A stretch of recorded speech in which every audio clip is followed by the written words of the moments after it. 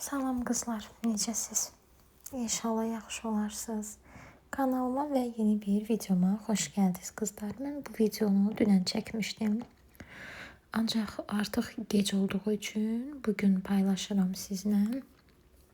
Demək, bundan öncəki videomda qeyd etmişdim ki, mən aş bişirmək istəyirəm və əslində balaca cücə ilə edəcəkdim qızlar. 1-2 variant demişdim ki, 3 çeşiddə istəyirdim bişirəm. Yəni 3 çeşidin birini istəyirəm bişirəm. Ancaq gördüm həmin günü alındıra bilməyəcəm. Mən də həmin cücə ilə bildiniz ki, kartoşka qızartdım, onu paylaşdım sizlə. Və dünən də ani bir qərarla ət çıxartdım, amma ətim biraz idi də, o əti Nihat üçün saxlamışdım ki, ondan yemək hazırlayarım Nihada ayıracağım.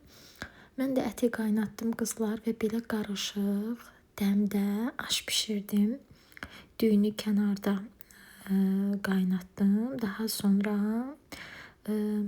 demək içərisində şabalıt var. Ət az olduğu üçün belə diddim əti. Daha sonra kişmiş, şabalıt, hərik qurusu və mal əti var. Bunların hamısı ətidir, şabalıtı kənarda qaynatdım. Daha sonra hamısını birlikdə düyü ilə dəmə qoydum və təbii ki, nəticə çox gözəldir.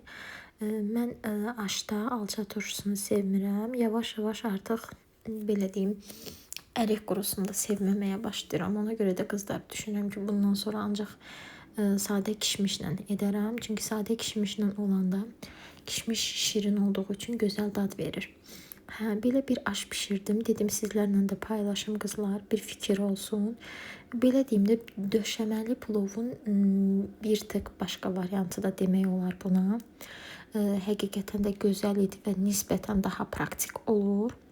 Daha sonra demək bir gün öncədən hazırlamışdım Nihat üçün o gördüyünüz qırmızı kompotu.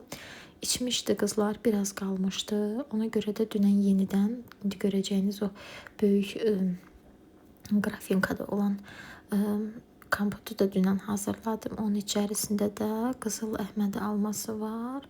Daha sonra kivi, bir də mandalin var. Elə təzə-təzə hazırlayıram. Nihat içir, çox da sevir. Bugünlük videomuz belə olsun qızlar. Videonu bəyənsəz like edib, kanalımı da bəyənsəz kanalıma abunə olmağı unutmayın. Aş da sizə bir nümunə olsun. Belə. Görüşərik. Hələlik.